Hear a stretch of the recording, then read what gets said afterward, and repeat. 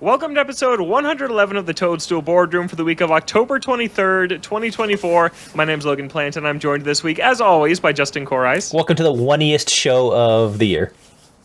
It is 111, and Chris Shriver. Oh, Vault Dwellers, are we? Vault 111, baby, let's go. Oh, yeah. Oh, it definitely is. Yeah.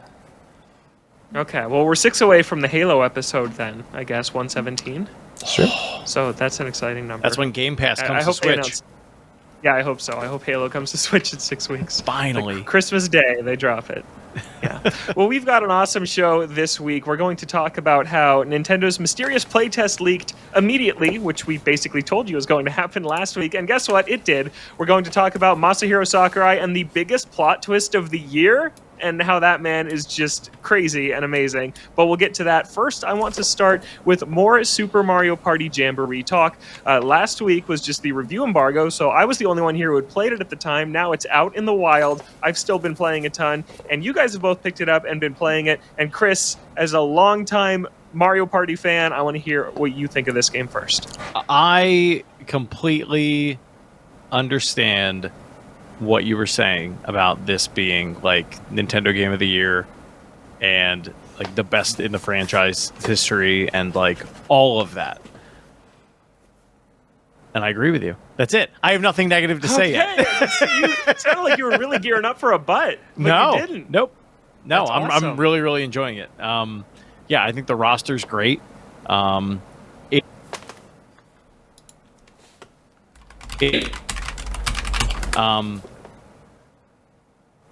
yeah. Okay, my Looks like you froze, VMix just Chris. froze. Interesting. Oh, you're back. Okay. Okay. Yeah, the randomness of like a standard game is I feel like so much more over the top than it ever has been. Like I had one game, I've only played 3. It was on the mall level, where Pauline was in first place. She was being a terrible human being, and my wife and I were like cursing her out left and right on the 7th turn. And then on the 8th turn, at the end of her go around the board, she had literally no stars and no coins. Like, immediately. Like, she hit Bowser twice. Somebody stole Life from comes her. at you fast.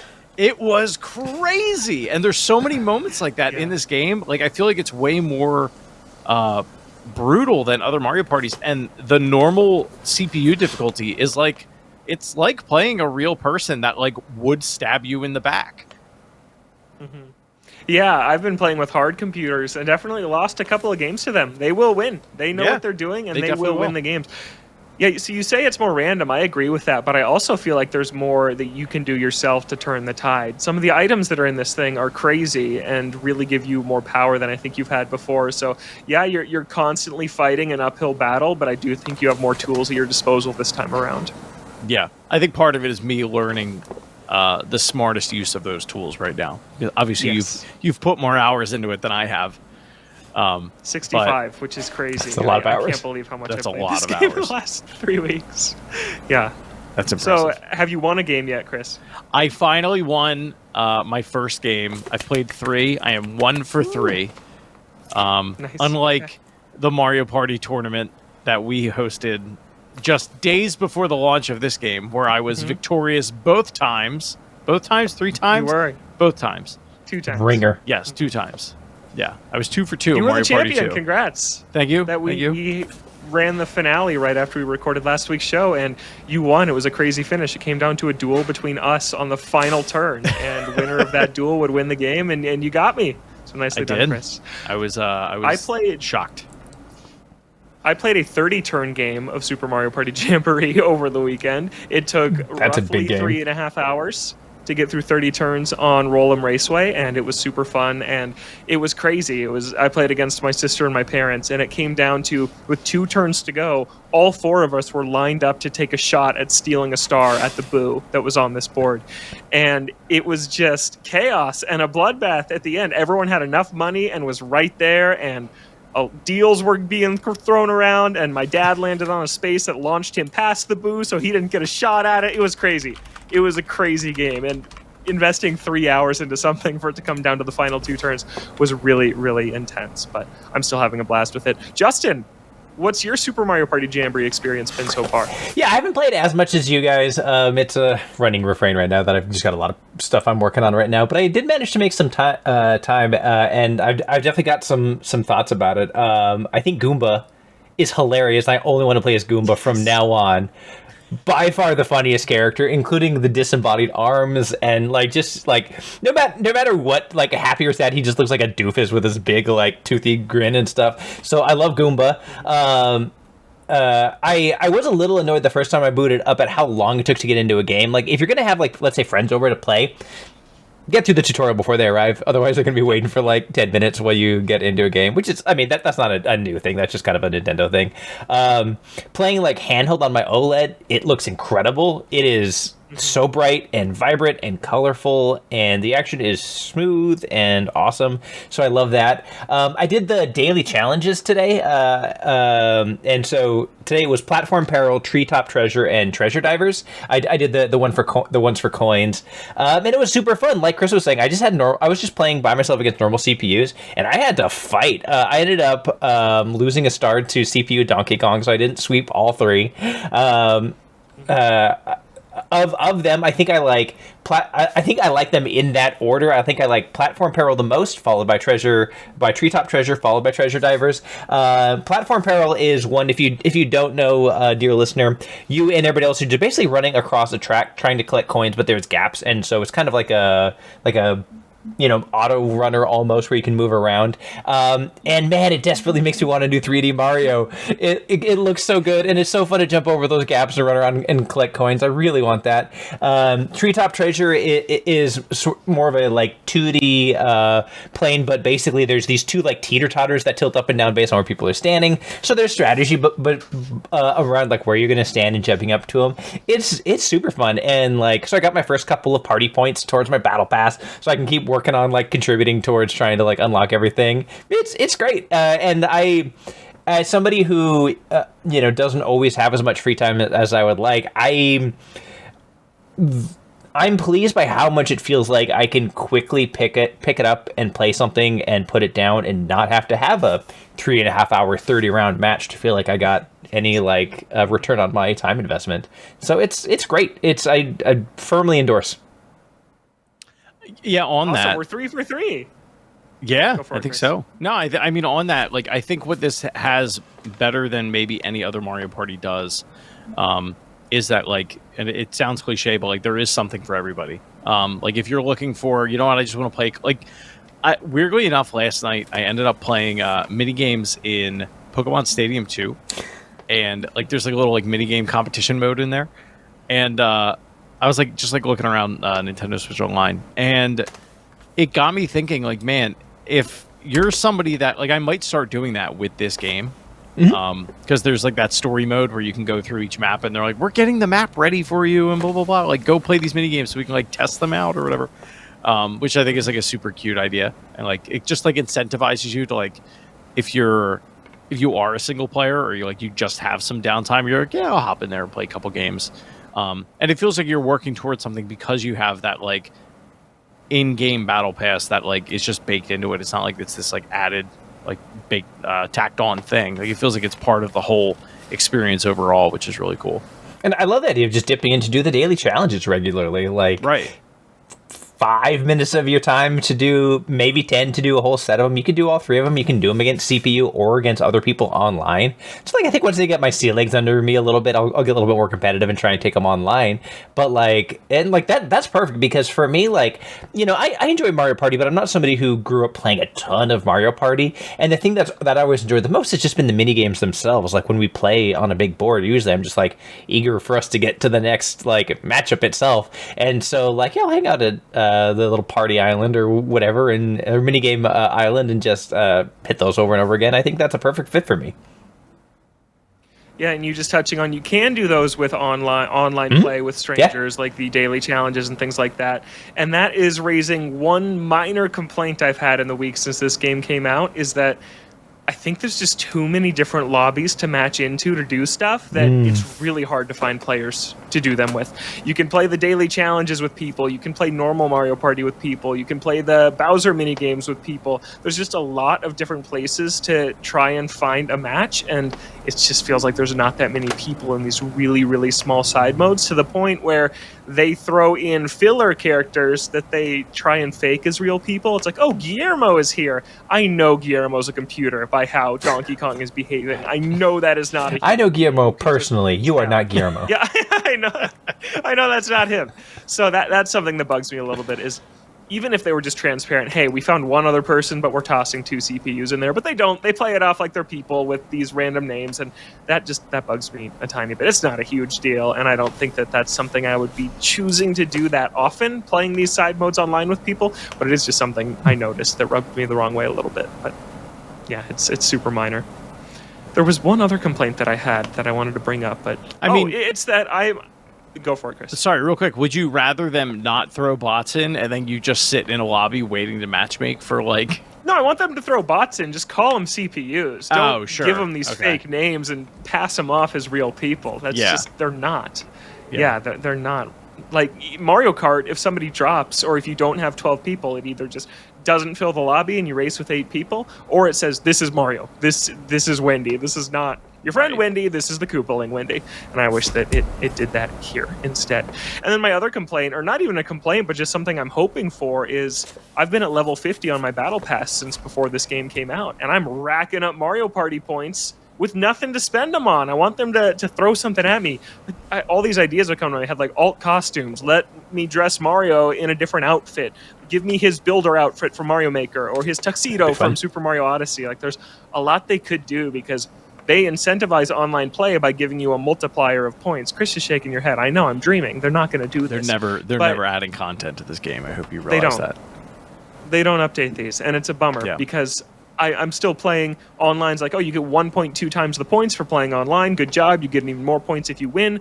And I have nothing to spend them on. I've bought all the music. I've bought all the reactions. I've bought all the Mario Party card stickers. Like, I'm done.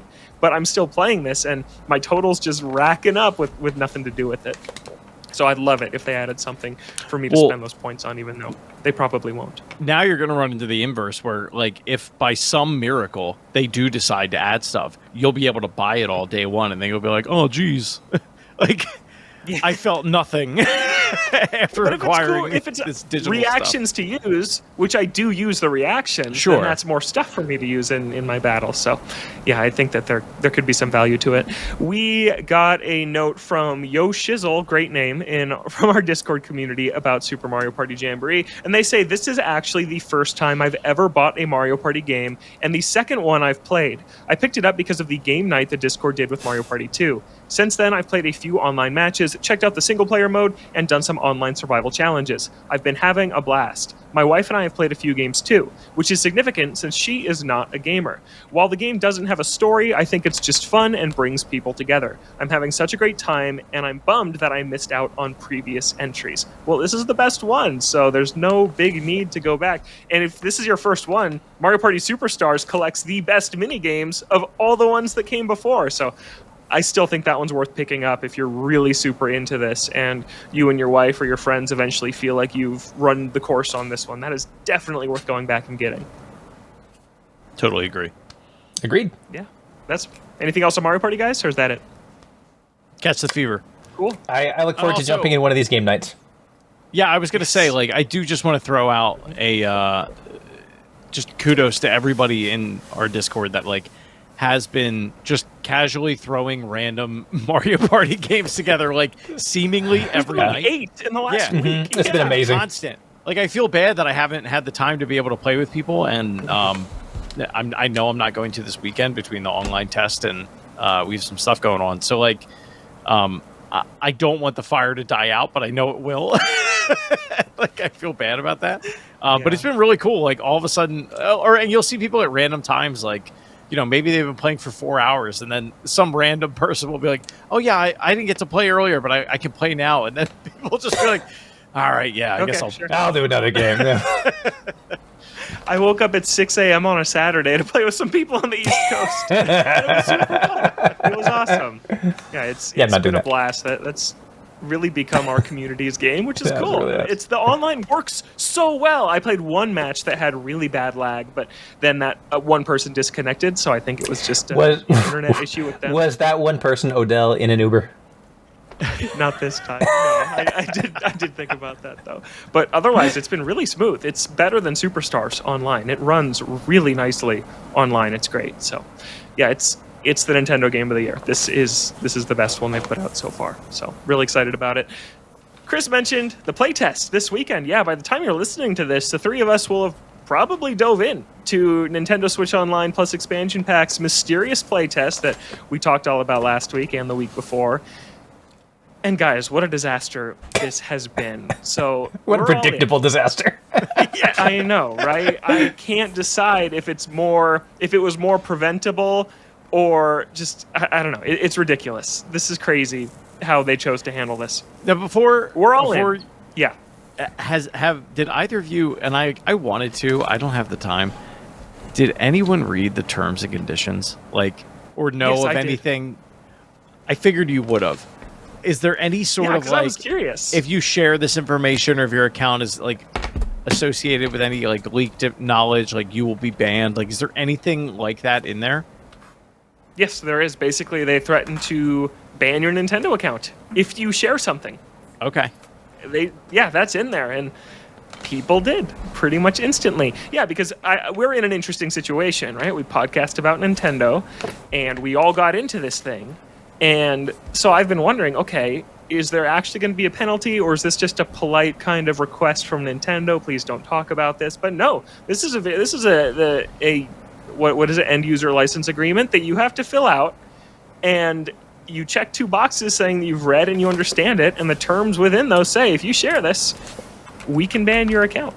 That's the terms you're agreeing to, and it took less than 60 seconds for this stuff to get out there the night that the software was available to download and that the website actually went live. And they say in these terms, don't talk about the website and don't talk about the software. Those are the two things that are off limits. You can say that you're in the test, which we have all done, but you are not allowed to talk about what is found in these two places with these information. And boom, it's on the internet within seconds. And then hours later, Nintendo's taking it down. They're very serious about this.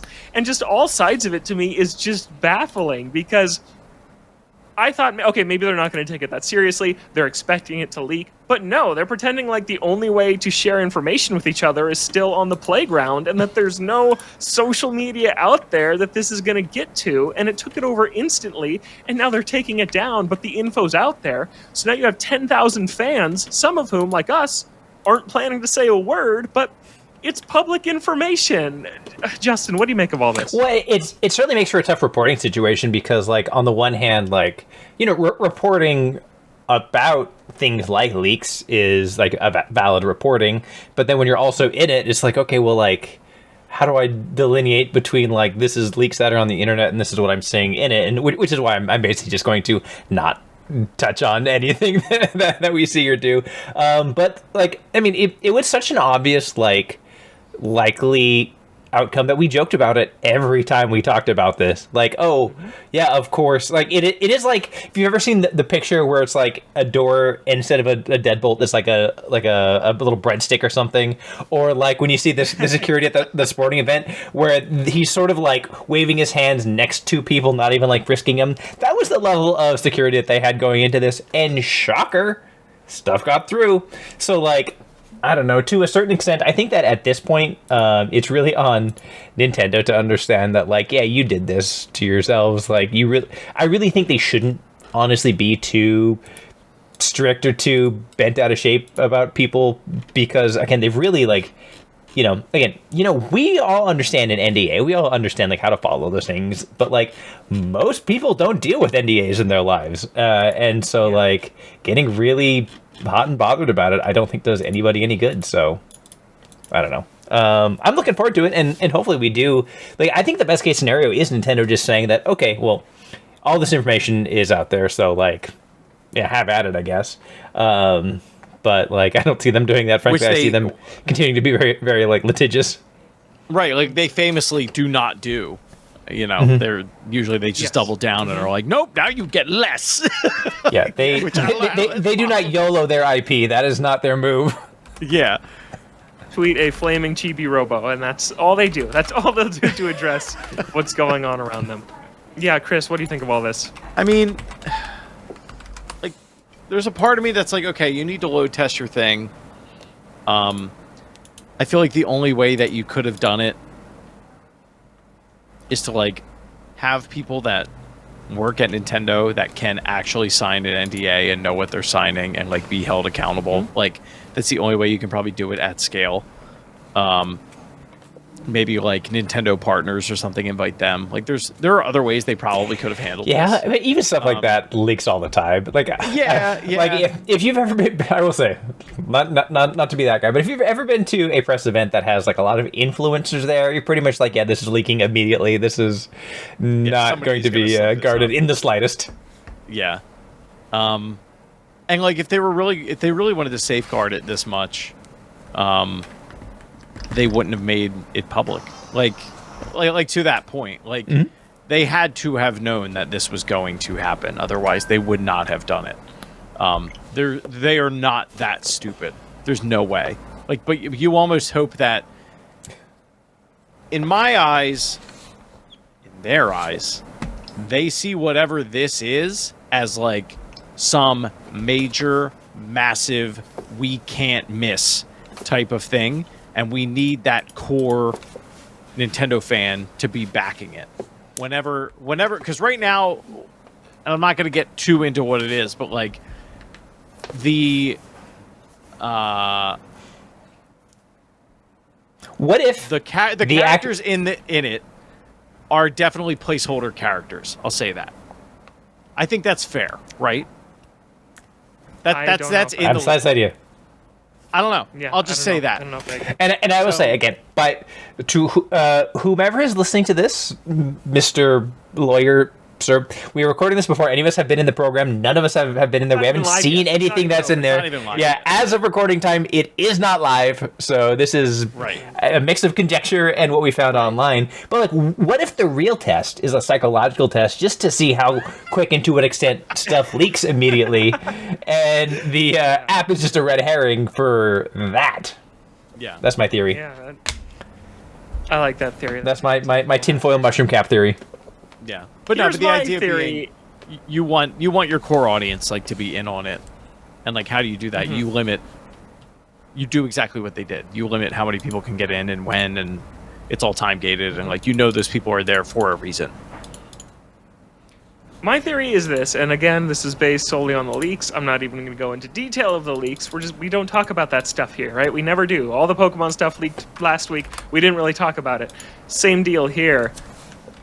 It is much different than what any of us guessed based on the leaks that have come out. It's entirely different. And now it's clicking in my head that I think why they didn't run with this publicly, this has got to be tied into the Switch 2. This has got to be a thing 100%. they're working on for Switch 2. And the reason they didn't show it to us before this playtest is because it's going to be a part of their Switch 2 reveal direct or presentation. That's what I think. I think that this is a piece of software that maybe will be on Switch, but I think is maybe intended for Switch 2, and they're waiting to bundle those announcements together. I can't think of another reason that they didn't tell us what this was before rolling it out to 10,000 people, where you only needed one of them to be a loudmouth to spoil it for everybody. That's it. If this is just a game that's coming to Switch, why didn't you announce it and then say, hey, 10,000 people are going to try this out. You could be one of them. Sign up after this presentation.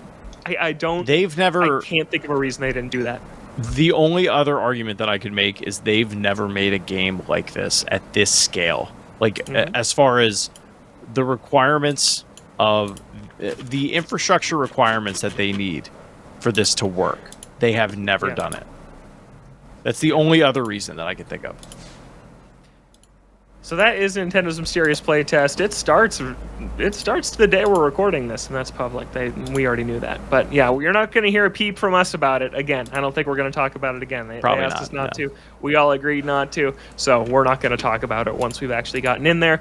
But yeah, it leaked, and that is we're nearing our biggest surprises and disappointments of Nintendo's 2024 episode. One of my favorite topics that we do, and easily a front runner for my biggest disappointment, is just the leaks this year. It has just been really disappointing how they haven't been able to keep a lid on seemingly anything except maybe the console, but that might even be real too from those leaks for Switch 2 we talked about several weeks ago. We don't know yet, but everything else is leaking. Mario and Luigi's out there. It leaked. It's public. Pokemon Game Freak was hacked last week. That's out there. It's been like every game this year, and I don't feel like that's always been a thing for Nintendo, but it's becoming one. It's become a thing since Tears of the Kingdom. And maybe like Pokemon Brilliant Diamond, Shining Pearl. I remember that leaked early. Yeah. Now it's every single time. I think it's out of spite. I think people are just like, you know what? We're putting it on the internet. Yeah. You're going to get rid of Yuzu? This is what you're going to get. Yeah. Yeah, it really could be for that. But that's been annoying. We had the whole Twitter saga with Puro that we covered extensively on this show. It's just been kind of a disaster. And they got to get it together. And this is a very different category of leak that was entirely self-inflicted. It's just a crazy decision, and I'm tired of it, but I'm sure we'll talk about that more as we begin to wrap up the year here in a couple of weeks. Let's move on now, though, to some much more exciting and even weirder news, and this is Masahiro Sakurai, famous YouTuber and game developer. I think he's made a couple of those as well. His YouTube channel is ending, and it went out with a bang. He dropped his final video that is 40 minutes long. And he told everyone to watch along live, and I knew, okay, something weird is going to happen in this video. And sure enough, it starts off with a wild plot twist where Sakurai reveals that all of his videos were written and shot in a 5-month span 3 years ago. Between November 2021 and April 2022, this is when Sakurai was done with his commitments on Smash Ultimate. The DLC was wrapped, Sora was ready to go, and it was before the start of his next project, which he has now spoken on for the first time. And he explains in this video it was the first time in his career he's ever had a break. He had this 5-month break from November to April where he didn't just roll right into production for the next thing. And so in his video, it's very cheeky. He says, what am I going to do? Am I going to travel the world? Am I going to just relax? No, I'm going to make a YouTube channel to give back to the games industry. He didn't monetize a single video. It cost him over $600,000 to make this whole thing, and he didn't make a dime off of it. He sees it as a volunteer project he did for the games industry, which is another super awesome element of this. And he shot almost all of these 170 videos in 5 months. After all the memes of let Sakurai rest, he doesn't want to rest. The man is just a machine been resting. Who goes and goes and goes. It's crazy. And then the big nugget of this is that he said, I'm assembling a team. Production is scheduled to begin April 2022. And then there's the quote, assuming we're able to get it made, it should be announced sooner or later. Justin, this whole story is just crazy. This is like a plot twist you would see in a movie. This is the M. Night Shyamalan version of reality right now. This is crazy. This is maybe the greatest gambit in the history of gaming. I can't think of anything that even comes close to this. Like he played us all, like every one of us, and in a way that was like, frankly, like as charming and hilarious as we would expect out of him.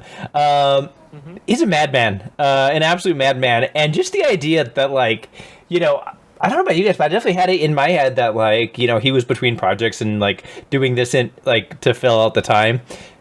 At this point, he may have been working on a game for 2 years already. What are you planning it 3 years ago this next month? He started pre-production 3 years ago. And that, to me, is one of the most exciting parts. Insane. Is that he said he was semi-retired. And yeah, maybe I'll go back to games. Then he said, I'm wrapping this channel. Yes, I'm going to start on my next thing. And now, all of a sudden, out of the blue, just because of this reveal, we're 2.5 years closer to the next Sakurai game than I ever thought that we were. This is something that could reasonably show up in a direct next year. Like, we could see this thing really soon. We've been bamboozled. We've been hoodwinked. Yeah. Yeah, but one We've of the been best. taken for a ride. Chris, what do you make of this? Hopefully it wasn't a team at Bandai Namco. I don't know if that video. I don't think he would have. Yeah. Mm-hmm. Yeah. No, but that's incredible. That is so good. Yeah, I thought that too, yeah. No, I mean, the amount of coordination that this takes. Well, what's interesting, like what I like to think about with this is like, I feel like he probably through the process of making these, he was like, okay, I want to get all this, like, I want to do this brain dump of like, here's how I am, here's my process, blah, blah, blah. Here it is for the game industry, yada, yada. And as he's going through it, is thinking, yeah, maybe I'm done. And then he gets like halfway through and he's like, I got to get back in there. I got to start making games again. Like you've got to imagine that at that point he was like it's very possible. Because when did these start coming out? It was 2022. It was April of 2022, which is basically when he started developing this next game.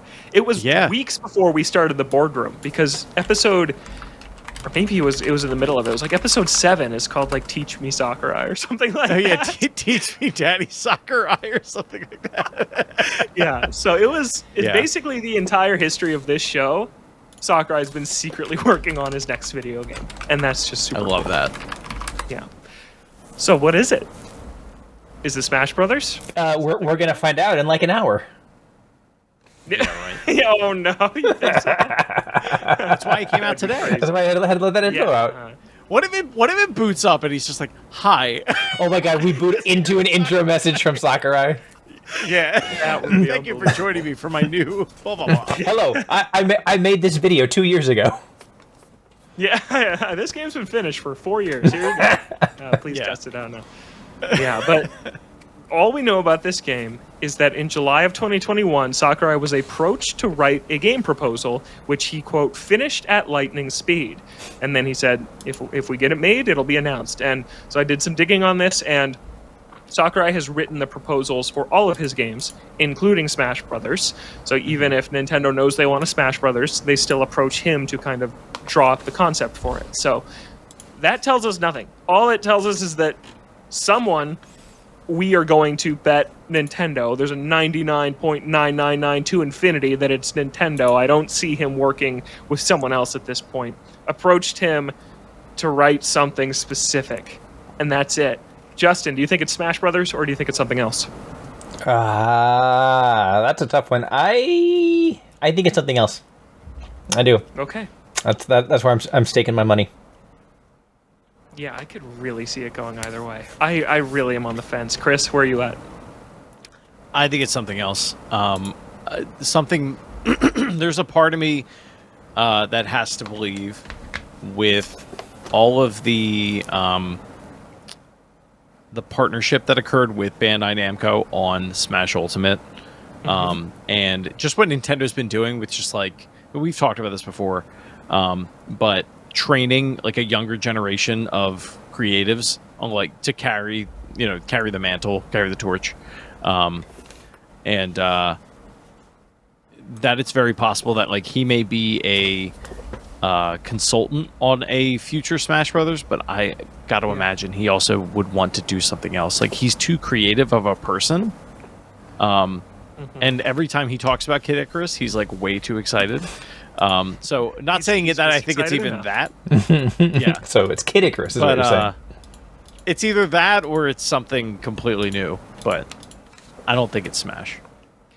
I think I'm leaning the same as you guys. I don't think it's Smash Brothers. If you look at Sakurai's gameography, he always, except once, does a game in between Smash Brothers entries. And the only time that wasn't true was between Wii U and Ultimate. But the Wii U was such a flop, it came out near the end of the Wii U's life cycle. Nintendo was full steam ahead on NX and Switch development at the time, and so they just rolled him right into Ultimate so they could have that game as close to launch as possible. Ended up coming out in year 2 of that system. So that's the exception, but otherwise he takes a break. He makes a Meteos. He makes a Kirby Air Ride. He makes a Kid Icarus Uprising.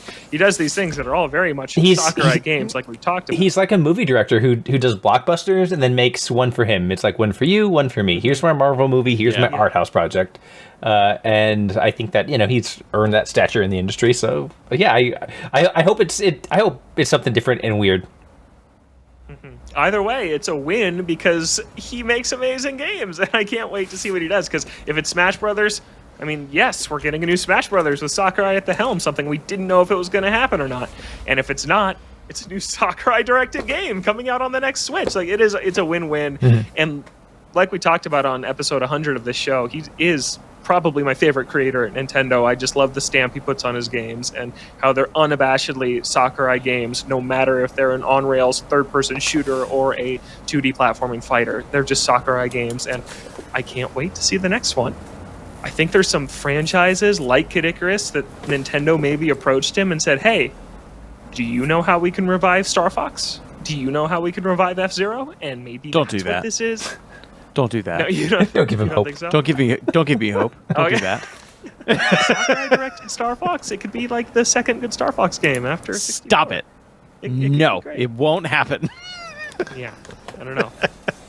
But I'm excited to see it, whatever it is, regardless. And I legitimately believe there's a world where this game is a part of the Switch 2 reveal plans. I think that that's possible. If it's been in production for 2.5 years, Sakurai makes a game usually in like 3 to 4 years. Yes, development's gotten harder, but that's usually his timeline. So, yeah, we'll see. But super excited about that. Chris, you're super excited. The Banjo-Tooie is coming to Nintendo Switch Online on Friday, October 25th as part of the N64 app available in the expansion pack. And in other N64 news, we talked about the Analog 3D last week. Pre-orders have come and gone, and we've both secured one. So, Chris, where are you at on this stuff? Banjo-Tooie. We don't know exactly how this port is going to play out. The weird thing that they said in it is that it has widescreen support. So the original Banjo-Kazooie ROM on NSO is like the N64 one. The Xbox one has like object permanence in it. So if you collect a Jiggy in a level, sorry, not a Jiggy. If you collect a music note in a level, and then leave and come back, you still have it. In the N64 one, that is not the case. If you leave a level, you have to start the whole thing over. I don't know which one this is, because I don't think N64 supported widescreen like natively. So it'd be weird that they would stretch that out that way, but not include the Xbox features, and it not be in HD. I have no idea. I also don't like Banjo-Tooie that much. I just think it's great that they're acknowledging Banjo's existence. Yes, there are much better rare games that should have been put on. Like, where's Diddy Kong Racing? Where's Diddy Kong Racing? Those things aren't on Switch. Yeah. Yeah, and they should be. Yeah, Banjo-Tooie is like a... What if Metroid was a 3D platformer starring Banjo-Kazooie? Like, the worlds are interconnected. Yeah, it's like worlds are interconnected, and it's like one big giant maze. The game is huge, and like stuff is really spread out. It's not nearly as tight of an experience as Banjo-Kazooie is. Banjo-Kazooie you can get through in like 8 to 10 hours. Tooie is like a much longer game. Interesting. Well, it's there, and the mini games in Banjo-Tooie are awesome. The multiplayer stuff is super fun. Yeah, I used to play those all the time with my sister, so I'm excited about that. And then the Analog 3D pre-orders, I think you could still get the black one right now. Yes, last I checked, that was still up. Yeah, but the white one sold out, and Chris, we both got one, and it was, you said, smoother than other Analog pre-orders have been. Yeah, especially if like you've tried to get a variant of like the pockets. Those are the ones that, like, I think Justin, you got one of the sure ones, didn't you? Yeah. And I was like a sniper. As soon as those went live, I was in. Nice. Yeah, they like would sell out in seconds. They do a good job because they do like they integrate with Shop, which is like a shopping app. So if you have an account with that, like it is easier. But like, is it because it'll save your credit card and all that stuff in there if you like let it. But no, I mean these were available for a while. The white I think sold out like the end of the day. Now you can't get them. You can pre-order white controllers on Amazon, but you can't pre-order black ones. But the black console is still available for pre-order on Analog site. So it's like a little all over the place, but you can get stuff. There was a whole Reddit thread of people like trying to figure out where they were like in line by order number. So people were posting like the first 3 digits of their order number, like, oh, well, it must mean I'm like, you know, in the first batch. We have no idea. Like, people were just guessing. Yeah. But Justin, you decided against getting one. Yeah, I did. And really, I think what it comes down to is a couple of things. One, looking back on it, like I don't think the N64 has an especially strong library. Like there's some good games, and I think in particular, like you could make the case that its highest tier could compete with most any generation, but the rest of it I think is just largely fine. I also think that the N64 and PS1 generation are the hardest to go back to and play, having done some of that over the last couple of years. Like go back and like just play a lot of these N64 games, and you'll very quickly start ruining your fond childhood memories of playing things like Shadows of the Empire. So I decided, you know what, I'm just going to leave those as happy memories, and I think I'm going to sit this one out. Yeah, I totally respect that. I was on the fence about getting one for months, ever since we knew about this thing, and I don't know, I just, the top tier to me is stuff I still regularly play. I still play Ocarina of Time. When I do play Majora's Mask, when enough time has passed and I forget how much I dislike it and I go back to play it, I always play the N64 version because the 3DS of that version of that game is not good. Neither is the N64 one, but it's slightly better. My point. So that I play that there. F-Zero X is going to look awesome on this thing. Mario Party 1, 2, and 3. So there's enough stuff that I still regularly return to that I'm excited to have this thing. And my N64 is busted. It's broken. So yeah, instead of fixing it or getting a new original one, I decided to go with this instead. And I'm psyched about it. I know it's several months away, and Chris, we don't know when ours are shipping out yet, I don't think. But people are speculating March because the controllers on Amazon say March. Oh, okay. That makes sense. Okay, yeah, cool. But they haven't. Analog has come out. Although if you got your original controllers, yeah, you can use that's those. true. And the NSO N64 controller, because it works with any Bluetooth controller, so you can get that too, and then use a real N64 controller instead of this one that took out literally all of the charm that the original one had. That's how I feel about the new one. I'm not a fan. Chris may have bought 4 of them. Don't tell my wife. Yeah,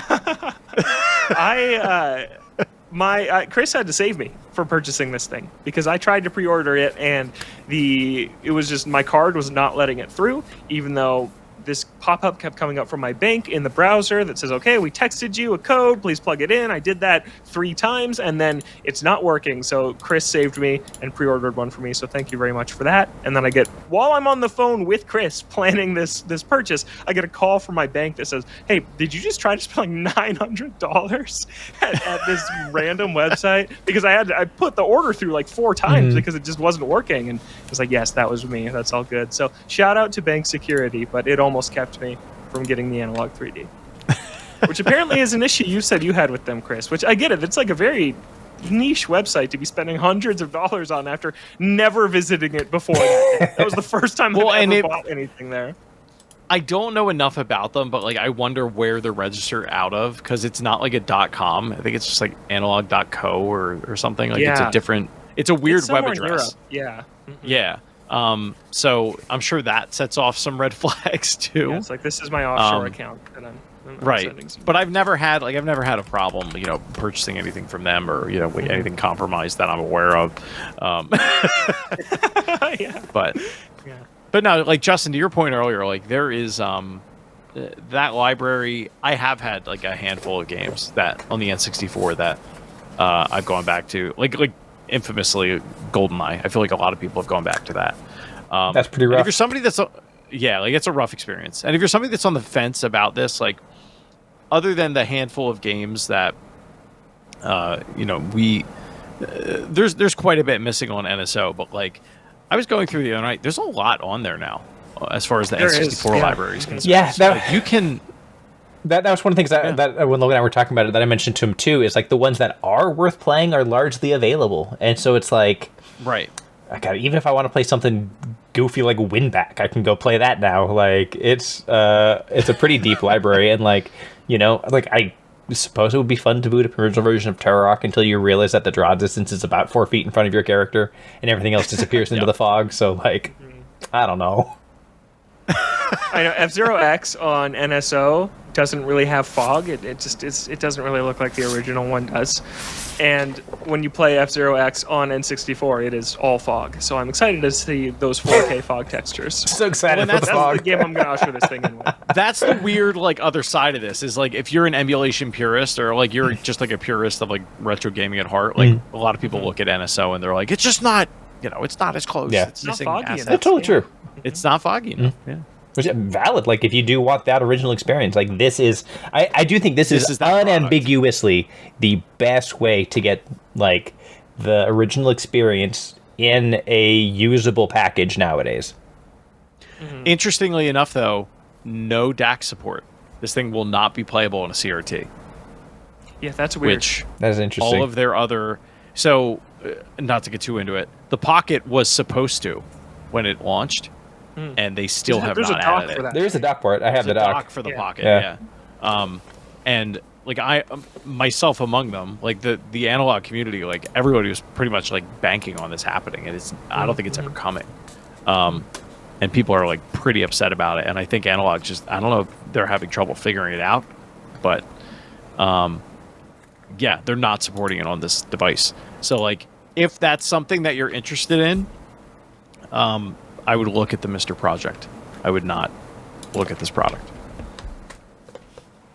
You can still get it if you missed out on the black one. It's still available right now to go and buy. So yeah, this is the first analog thing I've ever bought, and it's just I look at all their other ones and I've always thought they're super cool. Like the Super NT for SNES games is awesome. Analog Pocket, really cool, but those aren't generations that I'm specifically nostalgic for. Like, I love many Super Nintendo games that I have played in the last several years, but for me, I'm in the same boat as Justin, where I'll just play those on NSO, or I still have this NES Classic that they launched several years ago, so I don't need the premium original experience for this. But N64, that's my first home console. That's what I grew up playing. So they hit me. I'm the target audience for this one. I'm super psyched about it. I love the N64. I still love those games. I fully admit many of them have aged so poorly, but I still like to play them, and I still really enjoy going back to them. I think Chris and I did a ranking of those once, and I remember Justin was just like, oh gosh, are there even 10 good N64 games? Stand by it. I had a good time ranking those. Yeah, There's Pilot Wing it's a fun 64, one. then everything else. Yeah, that's it. So a good one. But I can't wait to play multiplayer on this thing. I think that's going to be Yeah, I'm really excited for that. and you have enough controllers to do it. Let's hit EGAD's emails before we head out. I meant to throw this in the Sakurai segment, and I missed it, so we'll hit it first. This one comes from Christian, who emailed toadstoolboardroom@gmail.com and asks, do you guys have a character or three that you've always wished made it in Smash Brothers? I've always wanted Zero from Mega Man. I love his design and think his Saber Sword and Mega Buster gun could make him a versatile long-distance and close-up fighter. Paper Mario would be cool too. I imagine that he would be a slower but harder hitting than standard Mario. I imagine the hammer would be fun to wield. I also think Birdo would be fun. The egg shooting from her face could be devastating. I like those picks, Christian. And Justin, I'm guessing that you like that Mega Man pick. Oh, Zero has been like probably the top of my wish list forever. Ever since like there have been Capcom characters appearing in it. Zero is such a cool character, such a cool design. Plays totally differently from Mega Man as a like melee focused character. I think that's an amazing shout out that I would absolutely love to see. The other one, you're gonna roll your eyes. I would love to get like at least one Mario RPG original character in there, like a Geno, like a Mallow. I think that would be so much fun and would be a really cool callback to that game. And like, yes, okay, they're kind of niche, but you know what? So are the Fire Emblem characters when they debuted for the first time. So like that doesn't really bother me in the least. Yeah, no, it can be as niche as you want, because once they're in Smash Brothers, that forever elevates their legacy for all time as a Smash Brothers fighter. They're just that now, and yeah, it's a completely different league. So you can do it to anyone. They did it to frickin' Piranha Plant. He's in Smash Brothers. They can do it to Geno. Give me Goemon. Who are your picks? That'd be good. That's a good pick. That's He's a in really Smash Remix on the N64, which is the fan mod. But he is would know playable in that. it. So extra. You would know that instantly. So extra. Yeah. They added him a couple months ago. Okay, nice. Yeah. Chris, who are your picks? You got Banjo-Kazooie. You have the world. I do. And it's funny because I saw this question and I was like, what other Banjo characters would I really want in there? And like, I thought Mumbo Jumbo, but like what am I going to do with Mumbo Jumbo? Like he can, and then like that's about it. He's on the stage too. They have like all the characters on the stage.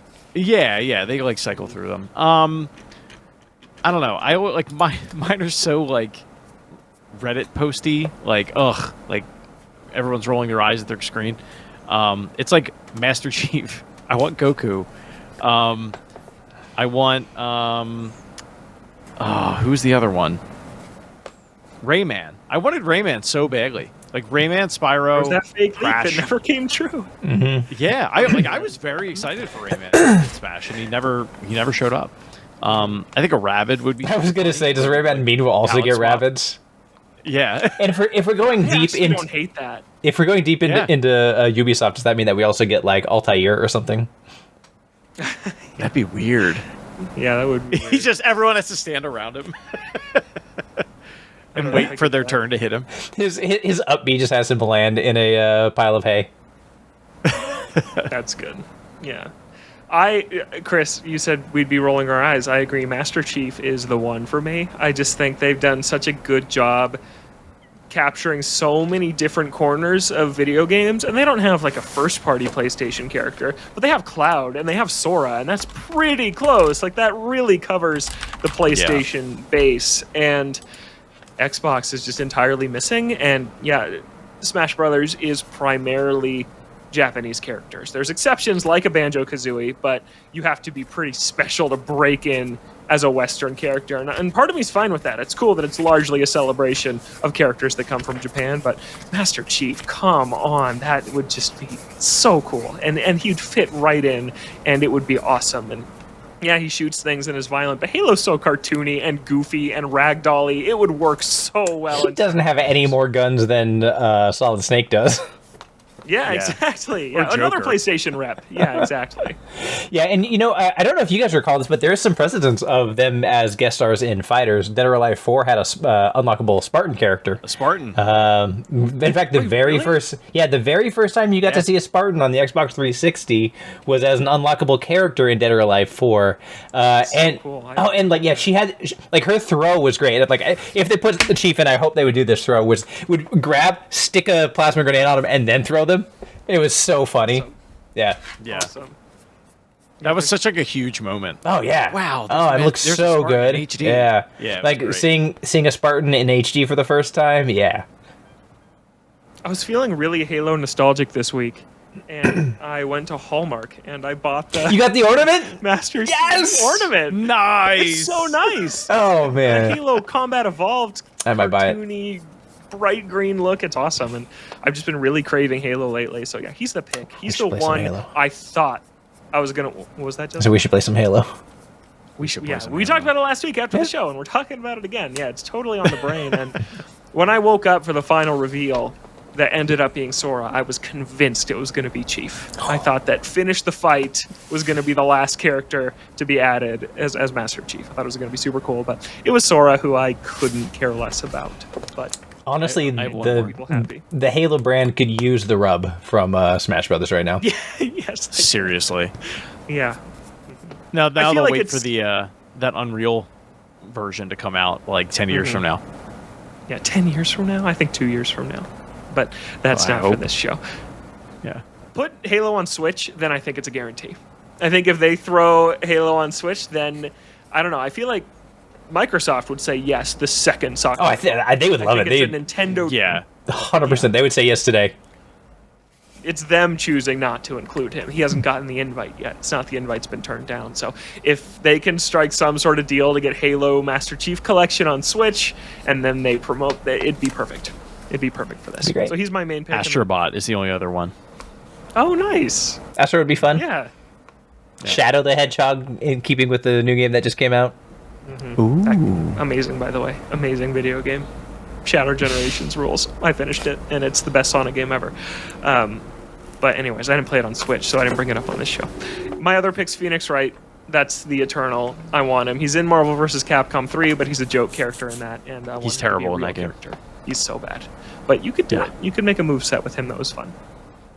Like, have him use the murder weapons from Ace Attorney. Have him, like, whip out the Thinker statue from the first case of the first game and just whack Kirby on the head with it. Yeah, give him Is it too early to ask for Emio?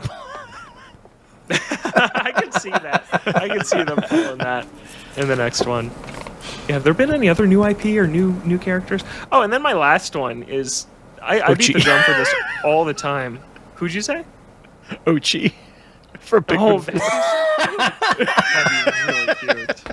I would like that.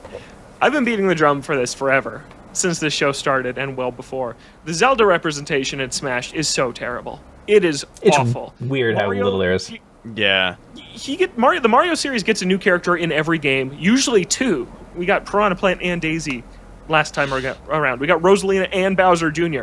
the time before. Like, we get 2 new Mario characters Deep into the Mario every B-sides. single time.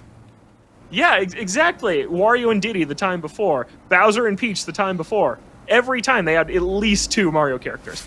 And Zelda hasn't gotten a new character since Brawl, which was Toon Link. It was a 3rd version of Link. Yeah, Link is the Goku of Yes. to this series, as like Goku is to the Dragon Ball Fighters and any other Dragon Ball game. And there's so many. There's too many characters of him. to pick from. There's so many Zelda characters you could choose. Like Cass Wait. from Breath of the Wild would be so cool, or something like Girahim from Skyward Sword, and Skull Kid from Majora's Mask. There's endless choices. Justice It for is a little Dompe. odd. Yeah, really. It is a little odd they never added the champions to Smash Ultimate. Where's Yeah, Tingle? they're not in it at all. Yeah, where is? I want to be running around with my little Someone Speedo. fight me. Yeah, it's just crazy that there's 6 characters, 3 of them are Link, and 2 of them are Zelda. Like, that's insane. What are we doing? Yeah, it's like your second biggest franchise, and you have 6 characters. Yeah. Yeah, I And mean, then Splatoon, I think, needs a new entry too. Like, basically take anybody off the roster of either the Hyrule Warriors games. Exactly. Yeah. Yeah, Yeah. really. Could be a deep cut. It could be someone from the newer games. Like, and people would be so happy if they just rolled out God. Darunia from Ocarina of Time. People would lose their minds. How many Fire Emblem characters are there? There's 8. There's more than Zelda characters. Isn't that incredible? I wondered. Do you suppose they're going to update Ganondorf in the next one? Oh yeah, it's shirtless time. Yeah. Yeah, that'd be Yeah, cool. bring it 'Cause on. He was Twilight Ganondorf for a while. Then they brought him back to Ocarina for Ultimate. It's Tears of the Kingdom Ganondorf would be sick. Mm-hmm. Yeah, that'd be really, really cool. With a final smash where he turns into spoilers. Okay. Let's move on to our next question. This one comes from Andy, who says, I just listened to your top 10 Zelda games and loved it. When I went and researched the games you loved most, I realized I didn't really have the ability to play most of them. Nintendo has made amazing games over time, but have left video game preservation by the wayside. How can they fix this long term, and will they actually do that? I know the writing is on the wall with Virtual Console S subscription, but as we come to newer consoles, will they continue because the costs of emulating the newer games will become more taxing and more expensive? Yeah, so I got this question from Andy, and then I went and looked at my top 5 Zelda games list, and 3 of them aren't on Switch. Link Between Worlds, and then Wind Waker and Twilight Princess. And it's like, wow, the games that we beat the drum for all the time are the 3 ones that aren't on Switch. All the rest are there, except like Phantom Hourglass and Spirit Tracks. It's crazy, and it's frustrating, and yeah, I don't know if they're going to do anything to change it. They'll keep the games back that they keep back, and they'll give us the ones they give us, and that's just how they do it. Here's what I think is the challenge: is like for NSO, well, they added a couple more games today. Like it's not free; it's not a free service, and putting stuff on it isn't without value because that like adds value to the service for us to continue buying it. But like I think in a lot of ways, the Zelda games are just too valuable to give away. Like they're just too good and grand and critically acclaimed, and they strike people like emotionally in such a way that like other than like the Oracle games which we got on like NSO, like they're not gonna put Wind Waker on. It's not just gonna show up for free on NSO one day, and I think that is frankly like part of what makes it tough. Is like I think they have both a fiscal responsibility and kind of a legacy responsibility to do more with it than that, which also means that we're sitting here asking for Twilight Princess again and again and again. I think that eventually I do think it's likely that things like NSO will persist for a long time. I think that the system architecture is going to be a lot more accommodating to prior generations just just kind of working out of the box without having to like significantly rewrite the hardware and things like that. So I think that NSO as a like long-term solution is a pretty good one, but like, you know, we're going to be having this exact conversation, I think, about Breath of the Wild eventually and about Tears of the Kingdom eventually, and I don't know that it's going to be a better situation. Again, like, I don't think they're going to stick this on NSO in 10 years. I think that we're going to be feeling ready for them to bring these back, and they're going to wait until they can do it with pomp and circumstance and a big budget and a lot of hullabaloo. Yeah, you're right. We talk about GameCube games a lot, but Wii games too. And Wii U games, they brought them most of them over, but that's a different situation. It's not going to be like that every time. Mm-hmm. Look at Mario Galaxy 2. Nowhere. You'll never see that game on Switch. Again. Yeah, and that's a big bummer. Yeah, you may never see that game again. Mm-hmm. Yeah. Any other thoughts, Chris? No, I mean, Justin nailed it. Like, I think it needs to be an event. Nintendo needs it to be an event because Nintendo needs to, unfortunately, as much as we love them to be able to do it, they only have so many resources. They're not going to be able to pump out a first-party game every month like they managed to do most of the years of the Switch's life cycle, or at least every other month in a lot of cases. And what is the easy cash grab to get around that to, you know, maintain your momentum? Is you port a game from a previous console, you up-res it, you add a couple features, and you move on. The Switch is chock full of experiences like that. And I think, quite frankly, they've done really well with it.